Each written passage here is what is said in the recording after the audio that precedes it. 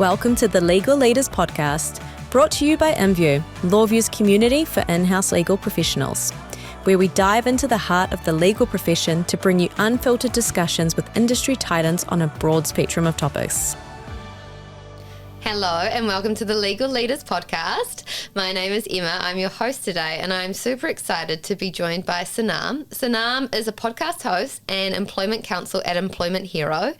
You're based here in New Zealand, and today we're going to be talking, I guess, about your two different roles. The role as your podcast host, the trends that you see, what inspired you to start your podcast, which you're going to tell us a bit about, and also, I guess, then looking through the other lens of your role as employment counsel and giving us, I guess, what you're seeing, some tips in the latest report that's come out, looking at burnout, and also, I guess, from your own perspective, some of the pros and cons of remote work. So I'm really excited to get into this conversation. I will just start by saying, obviously, you're in New Zealand, I'm in New Zealand, and a lot of this employment advice that you are going to be referring to is very employment focused in New Zealand, but a lot of the themes and trends are completely global. So wherever you're listening, I'm sure there'll be something to take away. So Sanam, I'd love if you could tell us a little bit about yourself, what you do at Employment Hero and your podcast as well. What inspired you to start a podcast? Oh, well, thank you for having me today. I'm very excited for this. This is actually my first or second podcast that I've actually been on. The other one was Australian, so first New Zealand. Yes, here we go. Cool. Your shoes on the other foot today. I get to interview you. I know, it's very exciting, a bit nerve-wracking, sweating, you know. But no, thank you so much for having me. And my experience and my background is a little bit different. I always say that I'm an employment lawyer, but with a twist. I joke around and I say I come with a smile, but, you know, lawyers, please laugh at that. Don't get annoyed that I've said that. But my experience actually I started in Australia. I was a law grad there, did all of that, and then I moved to New Zealand for love, and I actually ended up coming to Aotearoa just so that I could be with my partner. We did the long distance thing, but actually as I was working, I kind of fell into employment law when I came to New Zealand. And it was an area that I thought, I'll just do a quick stint, you know, commercial law was the dream. But then I realized how amazing it is. And I went into the advisory space. It was complicated, fast paced. It was all about small businesses trying to cope with their day to day. And then after that, I kind of transitioned into private practice. Did my stint there, realized I'm not about the private practice life, but I thought, let me try in-house. Then I went in-house and it's definitely stuck. So I work as employment counsel, as you said, Emma, at Employment Hero. And what I do there is primarily work on a product to make sure that it's compliant. But outside of that, you know, I do deal with, HR and PNC related issues that might crop up, but usually behind the scenes as we normally do. And outside of that, the podcast is something that kind of what I've realized is working at Employment Hero, I was dealing with a lot of Australian matters coming up, a lot of things in Southeast Asia, in the UK, and I really missed that New Zealand side. And we do have things that come up here and there, but in terms of our market share and the way that it works, Australia and UK is probably where we're larger. So it was just wonderful to have an outlet and to be able to speak about New Zealand employment law and do it in a way that's palatable. And I've always been passionate about helping employers. I just find that they are sometimes treated as if they're the bad guys or they're the enemy. And a lot of times the ones that I've spoken to, there are some bad ones out there, don't get me wrong, but the ones that I've spoken to, usually for the most part, they are just trying to do right by their business, right by their employees, but they don't understand. So that's the whole point of the podcast and LawLenz, was to bring employment law education to people, to employers, to HR managers, practitioners, so that they feel a lot more comfortable and that they can harness employment relations in their workplace and feel really okay about doing it, rather than second guessing, looking over their shoulder and worrying that they're going to get a personal grievance. So that's my long spiel. That's the whole thing behind it. It's so cool. So that's really interesting, the point you make as well, is like a lot of the work you're doing through Employment Hero is actually more focused abroad, like you're not actually advising on a lot of local issues. So the podcast kind of is where you get to help New Zealand employers, but that's not necessarily how you spend your day to day. Yeah, and here and there I might, help out with a few matters, but usually it's quite AU, UK and Southeast Asia based. But it's been really good because I've kind of relearned employment law to a certain extent. When you're in the advisory space, you don't really go out and look for cases and look at the legislation in such detail as you would when you were in private practice. So it's kind of brought me back to that, if that makes sense, after working, I guess, a year and a half of doing in-house. Yeah. Yeah. That's really interesting. How have you found then, like, switching the hats between jurisdictions and trying to get your head around all the different legislation and issues that you need to be on top of? I take everything with a grain of salt. That is something I told myself to do very early on, because the law may be similar, but it can be so different. So a lot of times what I'll always do is take a baseline approach. So we know generally, for example, that constructive dismissal is the same in one country as it is in the other, but I would need to go further and look at cases to actually see what the nuances are. And then from there, I feel a lot more comfortable advising, because it can be very tricky. It can be so different. Oh, I can imagine. And I think, we're having worked in different countries myself, like just there's so many differences, and then you start to see even more as you kind of go deeper into it as well. And it's constantly evolving. So keeping yourself up to speed with all of that, I can imagine, is quite challenging. Where do you find the time to do that, your day job and your podcast? Because that's also very impressive. I know there's so much time that goes into a podcast. Like, how are you balancing that? How are you kind of able to do that? I'm not. No, I'm pretending. I'm just floating, just surviving, just paddling. No, it's actually, I know a lot of people say that it's quite difficult and it's hard to juggle. And I think in the beginning, I made it very much my mission to make this work. And there are weeks that I've kind of slipped and maybe released an episode later on in the day rather than doing it in the morning. And right now I'm on a bit of a break because I just came back from holidays. So I've decided to put out an episode maybe next week rather than straight away. But what I've noticed is it's a lot of, work is 8 to 5, and then after that you've got so much time on your hands to actually do other things. The benefit that I have is it's just me and my partner. We don't have children, other commitments, so it does make life a lot easier in that sense. But I feel like having a community around you has really helped. Like, I've got my partner, I had my in-laws, my father-in-law, and so it really helped with just being able to manage and juggle everything. But early morning starts, maybe late nights a bit here and there, but it gets done. And now we have so much tech and AI, which is great to edit and do all of those things. So not that I use that. Oh, and I guess if it fills your cup and if it makes you happy, like that, it's worth putting the time aside and making it work. And like you said, you're helping so many people through that podcast as well, which is awesome. I saw in your LinkedIn the other day that Employment Heroes recently put out a report, and I would love for you to share maybe what are some kind of notable trends, things that you're seeing both through the lens of that report and also within your podcast. Like, what are some issues that are coming up constantly that you're seeing? Yeah. So it's interesting because with the podcast, I'm very compliance heavy. So the trends that I normally see are kind of the industry practices or the standards that are unspoken rules.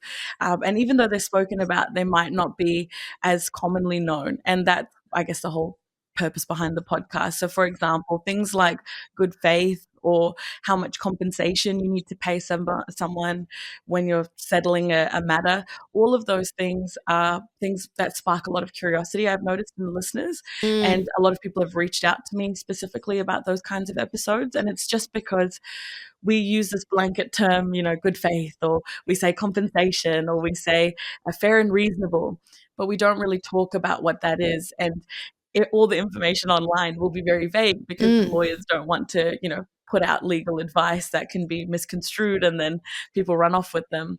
But the whole purpose behind, the podcast is to give this information to people. It's easily accessible, but it's just everywhere. So it's really hard to find where the information is. So those are the main things that I've noticed from the podcast side, because it is more compliance heavy. Everybody loves to know about new legislation that's coming out. Holidays Act getting revamped, health and safety legislation getting revamped. But when it comes to the wellness side, that is something that I don't touch on in the podcast, but it's really interesting because I get that side from work, which is really good. And I think Employment Hero is really good with putting out content where they really survey the market, understand the market, and see what's happening. And we've obviously seen a huge spike over the last few years, especially after COVID as well, of burnout that's coming up. And that's what we're seeing a lot in the wellness space is people feel significantly burnt out. A lot of people are associating the burnout with the workplace, but we're also seeing that they're associating burnout with other things as well, external factors like financial stresses and cost of living crisis. So it's really interesting that there's such a mixed bag and it's trickling into the workplace. And yesterday, I was chatting to someone and they mentioned that the WHO has now fully broadened the definition and recognized what burnout is. So it is definitely a prevalent thing that's happening at the moment. And is that something that you think as well, you're saying there's a lot of external factors. It's not necessarily just because of our work that we're feeling burnt out. So do you think is there certain professions where they're seeing it more? Law's kind of been a little bit notorious for it as well, but are you seeing certain professions where it's worse, or is that what's indicating that it's actually everything else because it's not work specific? Yeah, I did a talk actually. I think it was about 4 months ago, and just in time for that talk, I did a bit on burnout for that, and just in the nick of time, there was an article that was put out talking about the specific industries in New Zealand that are actually specifically dealing with high amounts of burnout. I think the percentage is 56% of New Zealanders are dealing with burnout in general.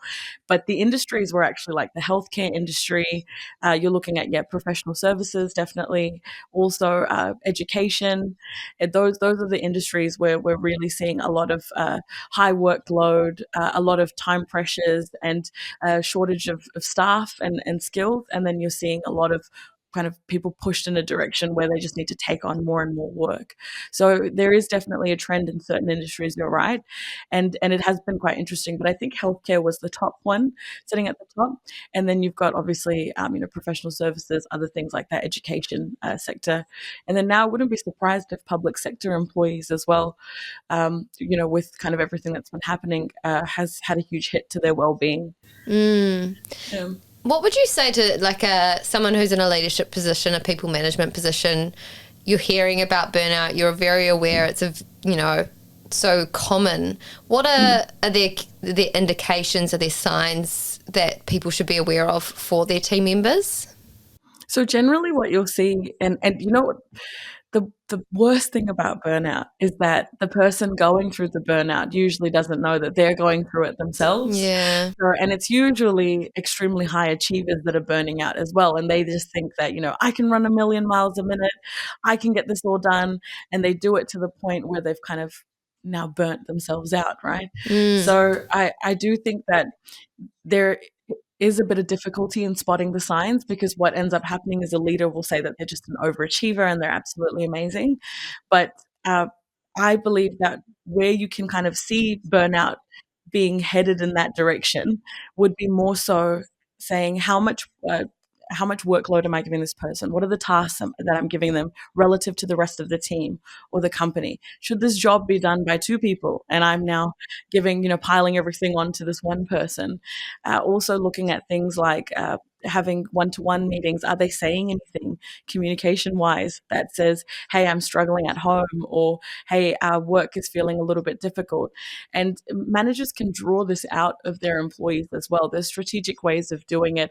I am no leadership guru, but I know definitely that you can have communications, touch base with the employee and be able to pull this out. But I feel like personally for me, I've managed a team before in the past, and when you manage a team, you can kind of see who's coping and who's not coping, and you have to be really removed as a manager or choosing to turn a blind eye. And we do see that, and I know it's horrible for me to say, but if that is the case, then that's where you can ignore all of the red flags. Yeah.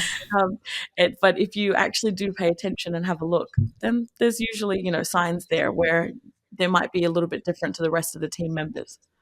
Yeah, I remember, and I think it's something, if you've got that relationship with the person and you notice a change in their behavior, like if you don't have that relationship though, and if you're not talking to them, you're never going to know what's going on. I remember during COVID as well, it was like they were talking about it a lot because like you said, it became quite, there was a bit of a spike in it when we all started working from home more because there was less of an option to switch off and people would just go, and they were trying to prove themselves and like work more, work harder.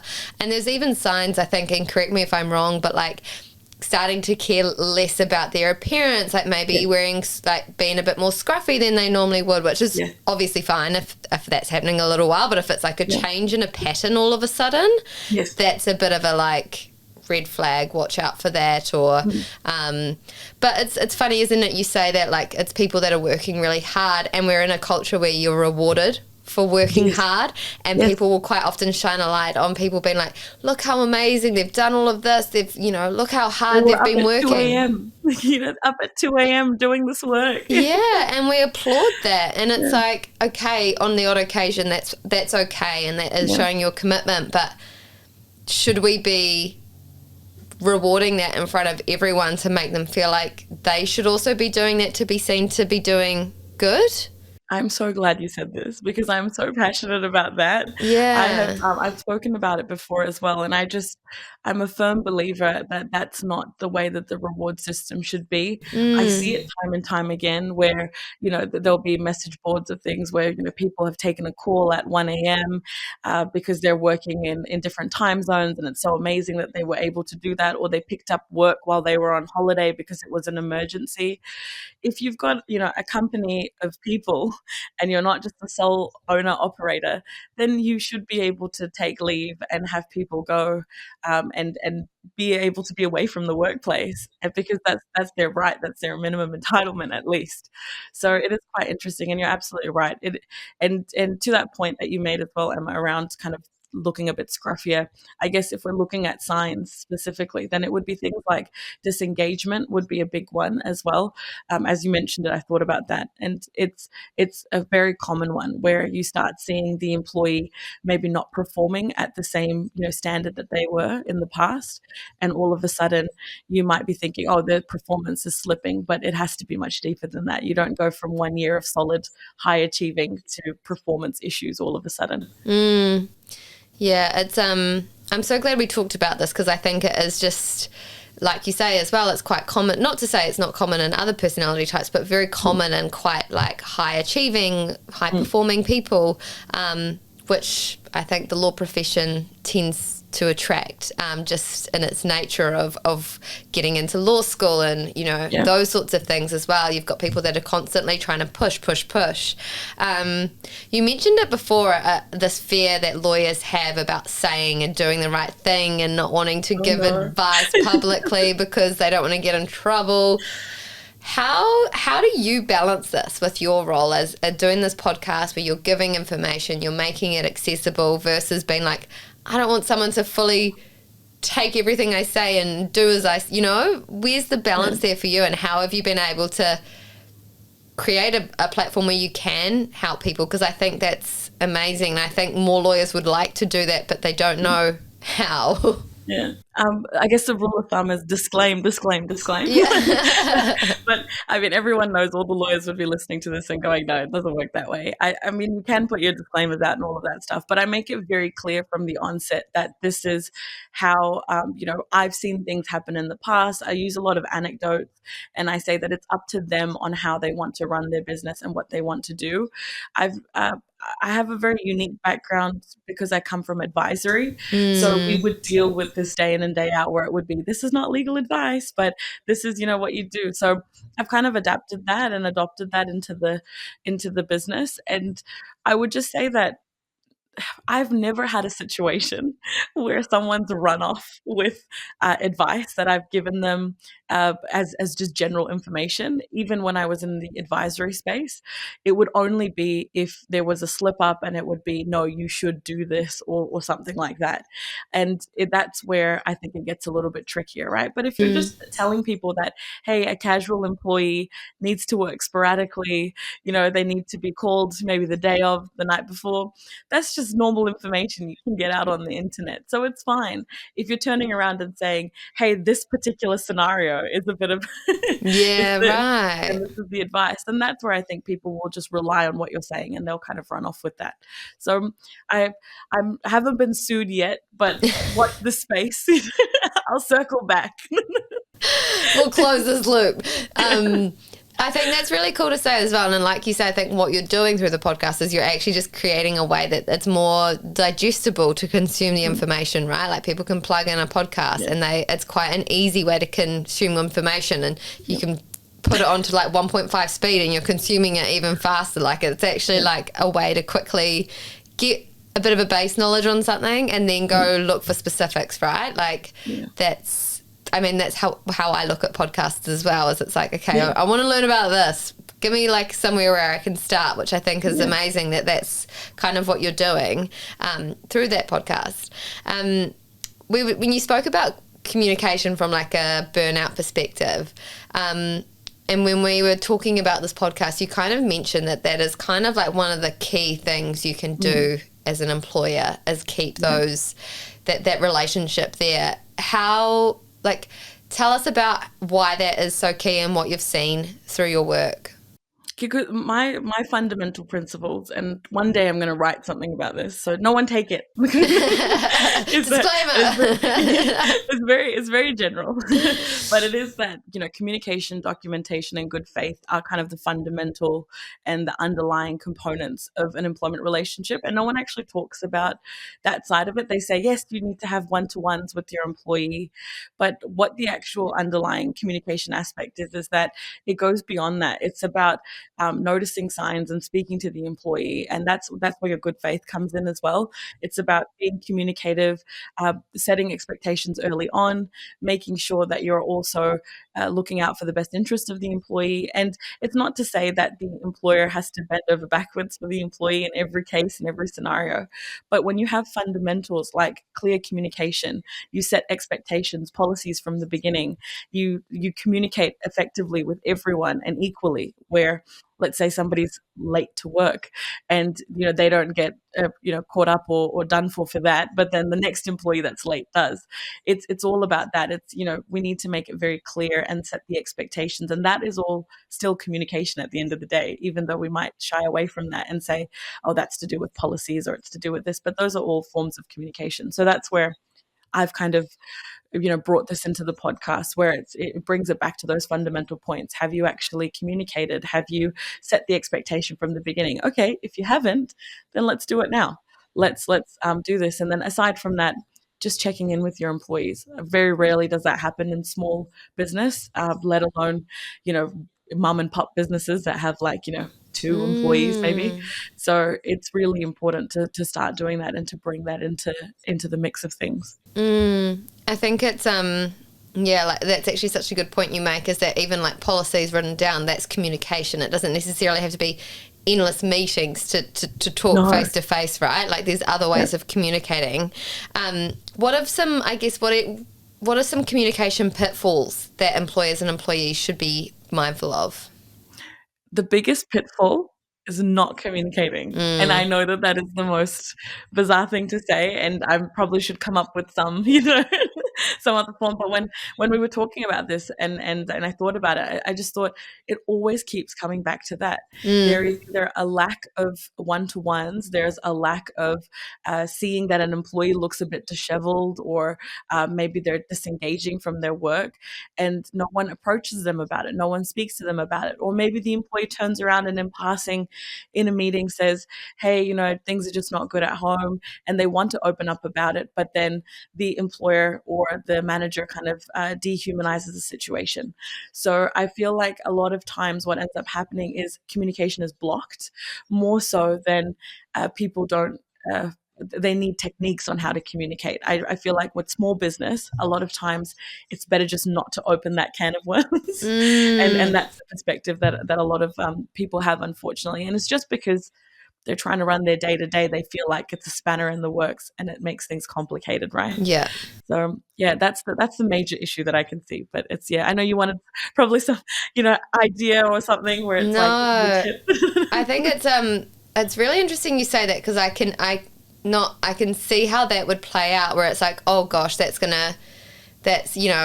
people are complex, like people, and like people spend so much time at work, and those issues that if there's something going wrong at home or whatever it might be, it trickles through. Like it's kind of unavoidable, right? Like when you have to be at work and that's your responsibility, and you can see like if almost shying away because you're like, oh gosh, I think there's something there, and like if we start going down that rabbit hole, we're going to open up a can of worms. Would you have any, I guess, tips through the work you do and what your experience in the past, and just terms of like how to start broaching those topics with employees? Yeah, definitely. I know we always hammer in about having just informal catch-ups with your employees, but it makes a world of difference. And if they open up something, then use your discretion. If it's something that they're dealing with in their personal life and they don't want to talk about it too much and you don't want to probe, then you can leave that. That's absolutely fine. But if they're saying, I'm having an issue with this, because the cases that we're seeing, sorry, I'm like now bouncing, but the cases that we've seen with burnout, for example, have been where the employee has actually raised issues.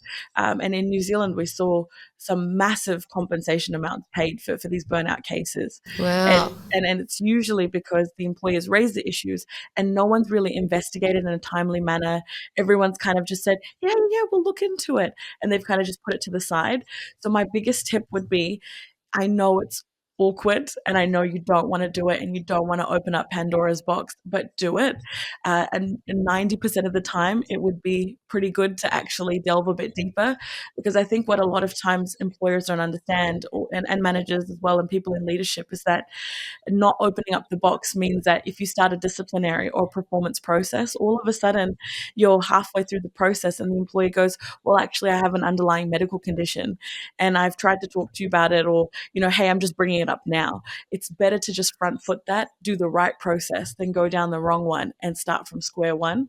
So that's where I would say absolutely it's important to have informal catch-ups. Make sure that you're actually, even just having a catch-up, like we toolbox meetings, but now obviously in the professional setting, no one's doing it. So stand-ups or anything like that, virtual ones. Even if you wanted to put questions out to the team, do surveys that are completely anonymous. Those things will make a huge difference. And then you can kind of pinpoint and see where the issues are in the workplace and communicate with people individually about that as well. Oh, no, those are some really great tips. I think that's really useful kind of things for people to have in mind as well when they are maybe thinking of running away from that, but actually thinking of, no, this is why you should do it. There's a reason why, and it's going to save you stress down the track. All these communication, these things we're talking about, burnout, I know that you're a remote worker and and I know a lot of these things can be harder when you're remote. So I would love for you to share like a little bit about what you've seen personally and through your work and your podcast. What are the advantages of remote working from an employer and employee perspective? And I guess on the flip side, what have been challenges and drawbacks that you've seen? If remote working is done right, it can be great. I'll talk about previous experience that I've dealt with. I have had the worst kind of working from home, remote working kind of situation where in the height of the pandemic, and I mean during our lockdowns and everything, when businesses were shut, small employers, and I worked in the hospitality sector at the time. Oh, wow. So everyone was closed and no one could operate. Then the vaccine certificates came out and that made things a lot harder too for people trying to access the premises. Basically during that time, it was hard being a remote worker. It was hard because of the fact that people were just so frustrated and tired and tense. And I could feel the the disgruntled employers and the fact that they felt really overwhelmed by everything happening. But it takes a toll on you, because I think people don't realize that depending on the role that you do in remote, it can be really, really great. So for example, if you've got a role like what I do now, where you've got flexibility, you can maybe start a little bit later if you've kind of stayed back half an hour or something like that. You have time to take your kids to school, bring them home. You have time to go out for a lunch, do all of those things. As long as the work gets done, I think that's where the remote working model really works. I think it's a lot harder when you're in maybe an advisory capacity, call center capacity, or something like that, where you're constantly dealing with people's emotions. And it becomes really tricky that way, where you become a bit of a psychologist, and you're kind of there as their advisor and a helping, lending an ear to them. But it takes a toll on you. So I've seen remote working not work for me and then work for me. And where it can be amazing, like I said, is just where you get that flexibility. I think I saw a poll recently that came out on LinkedIn, and somebody had asked the question around, do you want flexible working? Do you want flexible start times, end times? Do you want working a couple of days a week from work from home? Or would you rather have a combination? And a lot of people said they want a combination. So if you can basically get that whole and gel all of that together, then you'll have quite a happy team and a happy workforce.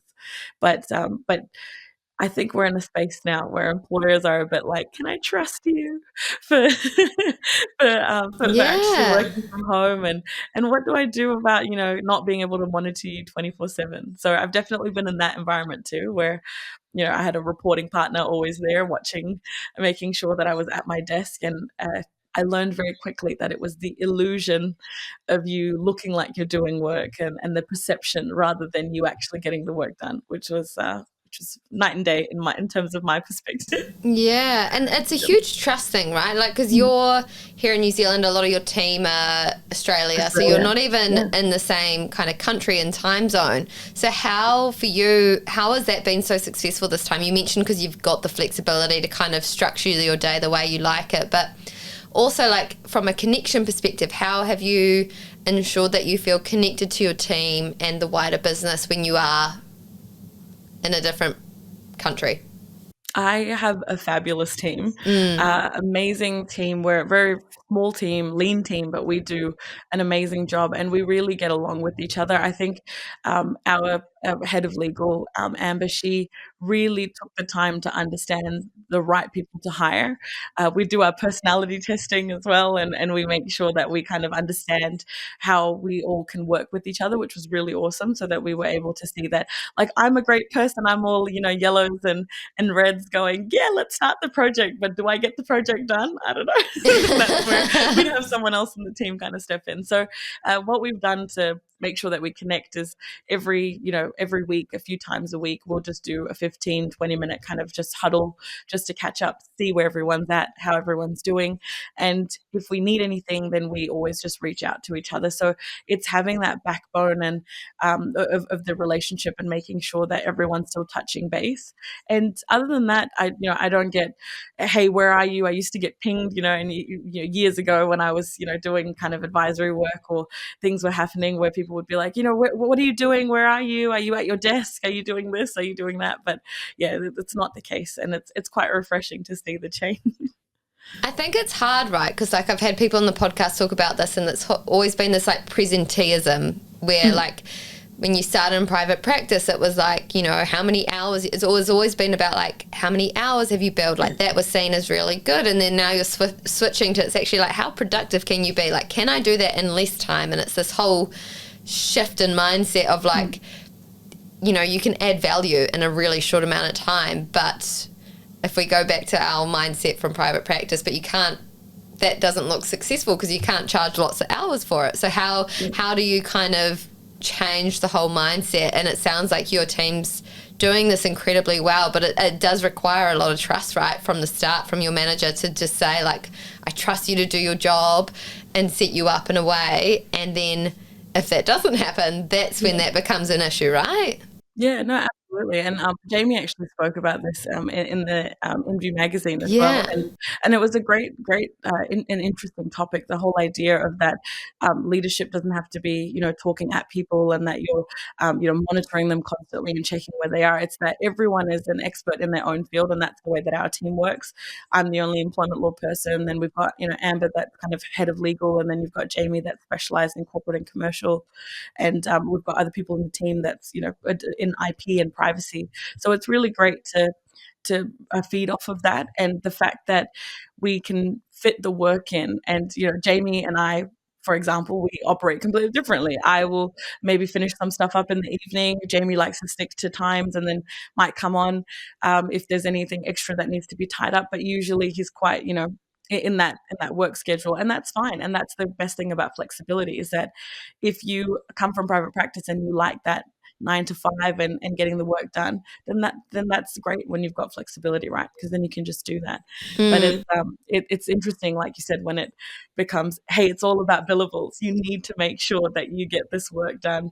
And I remember this is horrible. I'm so sorry if there's any, private practice lawyers. I promise this is just my horror stories. But I remember I got to a stage where they made us start to account for every time we took a bathroom break, and we'd have to put it in our time recording.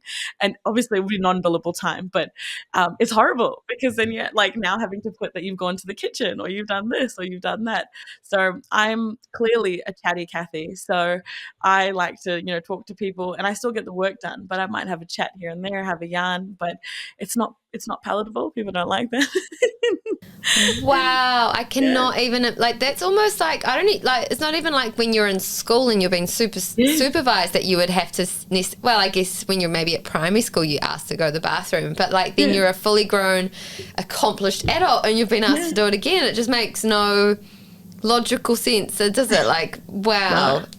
Yeah, no, it was interesting. That made me leave quickly. So that's Fair enough. I think that would make anyone want to move away. As an employer then, when you're navigating, I guess, legal considerations, like when you've got remote workers maybe working in a different country, and I know this happened, I had friends that went through this when COVID and they got stuck in different places, but they were employed. How do you navigate that when you've got people, I guess, so remote that they're in a different country, and what sort of considerations should you be looking at? It's interesting because I think the world thinks a particular way about remote working, and I'm sorry to burst the bubble for a lot of people, but remote working doesn't mean that you can just pack up and just go to country to work if you're working for an employer based out of one jurisdiction, right? Okay. There's tax laws that come up that you need to consider as an employee. Also, your visa immigration requirements, if you can actually stay in that country. We are seeing a massive shift though. You're seeing a lot of countries bringing out like nomad visas and things where people are able to easily kind of move around at least for 6 months, 12 months at a time and bounce between countries. But that's where it can get very complicated. And I think a lot of people don't talk about this. And I know I've had a few discussions with people where they're like, well, this just doesn't make sense. And why do we, why does everything operate that way?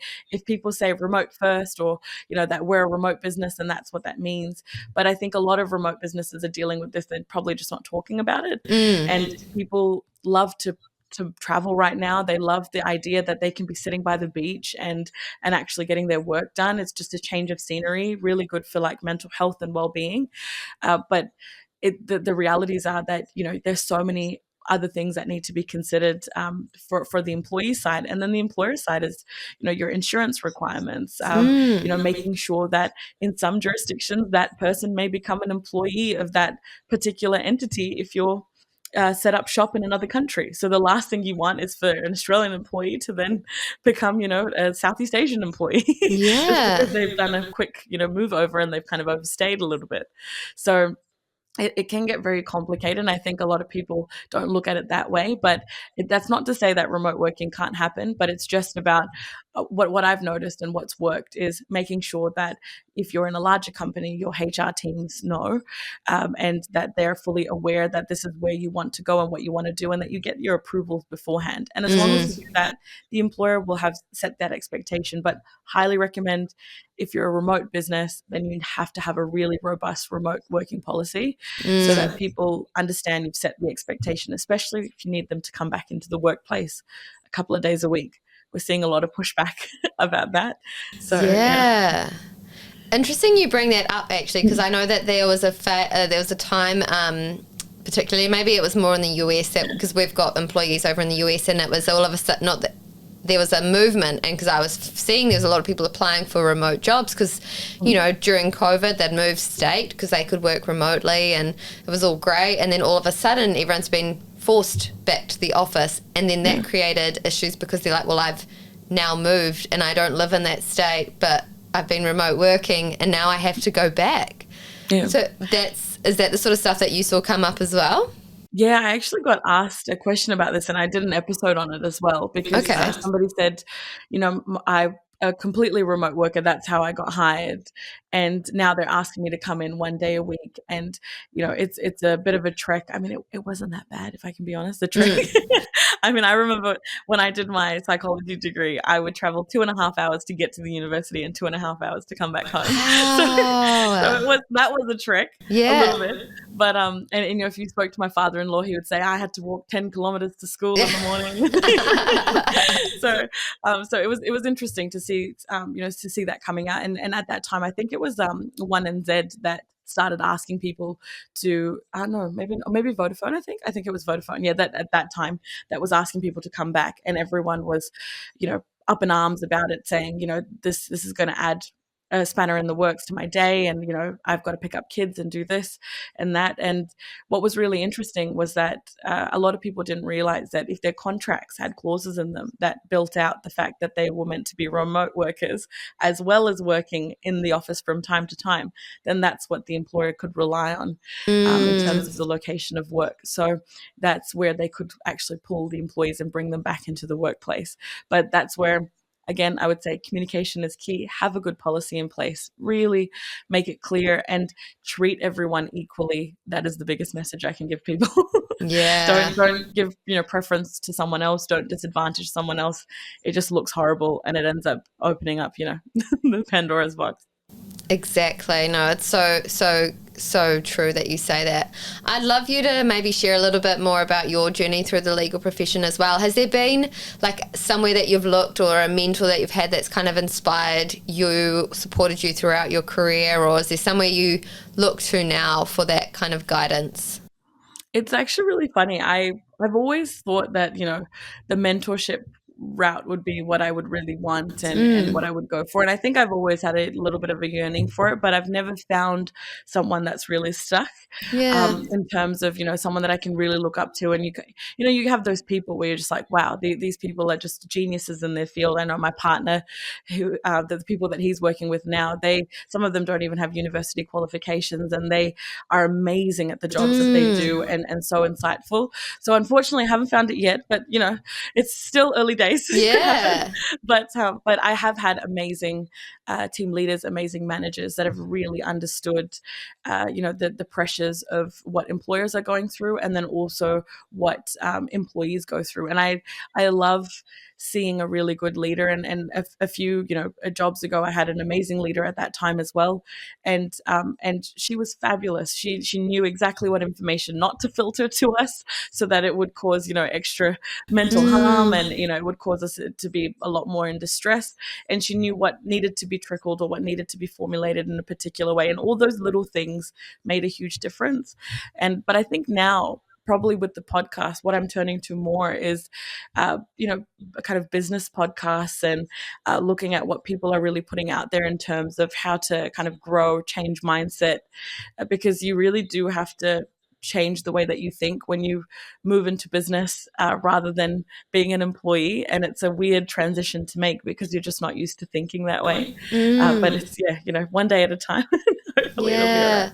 I think that's really cool you say that, because I hear just time and time again now with this podcast talking to in-house leaders is just that they are looking more and more to business people to kind of guide their legal careers. And obviously that's for your podcast, but I'm sure it's also having a flow and effect with how you operate with it as an in-house lawyer as well, as it's like you're looking to those business people, you want to understand the business, you're becoming so much more commercial. But what I love, I guess, about your role as well is, yes, you're about the employer, but you're also, you see everything through the lens of the employee as well, and both sides of the relationship, which I think is so key. So yeah, I think really, really good advice, and I'm sure your mentor's out there for you as well at somewhere. Yeah, I'm gonna find one. We'll find one. Yeah, no, it's fine. And anyone out there listening to the podcast, reach out. Now tell us, what is the name of your podcast? If people are wanting to learn more about, obviously it's very New Zealand specific, but yes, I'm sure there's some other things in there that people might find interesting anyway. But what is the name of your podcast and how can people find it? So LawLenz is, I guess, the name of the company. Employment Law Done Right is what I've kind of named the podcast under. And you can find it across all our platforms. It's on Spotify, Apple Podcasts, and all the other weird ones that are all in between, like and all of that stuff. But absolutely, feel free to check it out. Like what Emma said, it's very New Zealand centric, but there is some, bits and pieces in there. And I get downloads from everywhere. I think this month has been like Angola, Israel, like all over the place. So there's definitely a mixed bag. Yeah. And I would love to kind of wrap up this conversation. And you've been you're doing a lot with InView community at the moment, which we love. We love to have your voice and hear about what's happening in your world and issues that you're kind of interested in discussing. What role has community played for you in your legal career? I have absolutely found it the most useful. Actually, InView has been my mentor. I would like to say that. No, that's so nice. When I transitioned into in-house, it was a huge shift, and I'm sure a lot of people listening will feel the same. I know I've heard it time and time again. My manager at the, Amber said the same thing, that you're going to have to think differently. It's very different. And I thought, I've come from advising so many businesses. It's not going to be that hard. Yeah. And the first thing I did was, I think I watched I was struggling. Like the first couple of weeks, I was overwhelmed, thinking, oh my gosh, giving advice to a large company where you've got so many different players. You've got people in product, you've got people in marketing, then you're dealing with the executive leadership teams. And how do you actually communicate and tailor the advice so differently? And the best thing that I found, the first thing, as soon as I've heard about LawView and I got brought in a couple of weeks in, I think, was a video about how to manage OKRs and expectations and fit your function, your legal function in with all of that. And I think Linktree might have been involved or something in there. And it was a wonderful webinar, and it just kind of opened up my eyes to in-house and the way that it works. And from there, it started becoming a lot easier. And so InView community has really helped out in that sense. Oh, amazing. And I think as well, particularly when you're a remote worker, right, it's lovely to have this like online community that's connecting and growing and sharing and everything they're going through, good and bad, and being able to kind of like feel like you're not alone in your career as well, and like in your profession and the issues you're facing and all those sorts of things.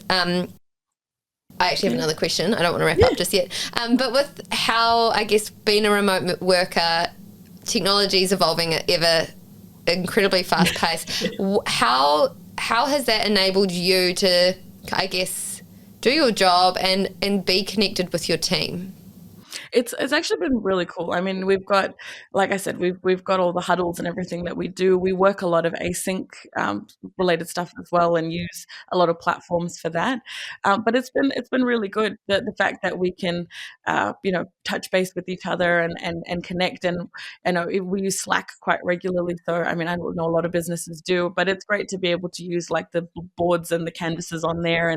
And I did a mediation a year ago, and it was amazing that we were one of the people that was working with me. They were in Singapore, and I'm in New Zealand, and it was amazing that we were able to do a New Zealand mediation, and we were able to talk to each other even though we were in the call, but because we had Slack and everything running in the background, and it was fantastic. And then we had like things in the board that were being put in, so it's really worked. It's been really good. But adopt the tech, embrace it. It's coming. It's there. It's already happening. So you might as well. And that's my main messaging that I can tell, especially lawyers, because they do shy away from a lot of the tech. I feel like in-house is a lot different though. It is a lot more about embracing it. Oh, it's so cool. Oh, well, Sanam, I could just keep talking to you. You're such a bright, bubbly energy, and I love it. And thank you so much for coming onto the podcast and sharing your expertise, your knowledge, everything that you're seeing through your role at Employment Hero, but also through your podcast. I think it's really helpful to kind of shine a light on some of these issues of burnout, but also talk about some of the solutions and things we can do as managers and leaders to help kind of, I guess, avoid these situations and know what to do when they do arise. So just a huge thank you. I will tag your podcast and your LinkedIn profile in the show notes. So if anyone wants to get in touch or listen, they can obviously reach out to you. And I did see you've done a recent article with InView as well, so we'll make sure to tag that so people can go have a look. Oh, no, thank you. And thank you so much for having me. This is such a wonderful opportunity, and I'm so glad that this was, the first actual podcast that I've done. Oh, well, I'm honoured to have you. And if anyone has any questions or anything, or just, wants to turn around and say this was absolutely horrible, Sanam, I don't agree with you, feel free to reach out. More than happy to have a chat. Oh, so good. Well, thanks so much. We love having you as part of the community. Oh, thank you. All right. Thanks so much, everyone. If you enjoyed listening, please hit follow and leave us a review on your listening platform of choice. We love engaging with our community and hearing from you, so please head to inview.lawview.com. Thank you so much for tuning in.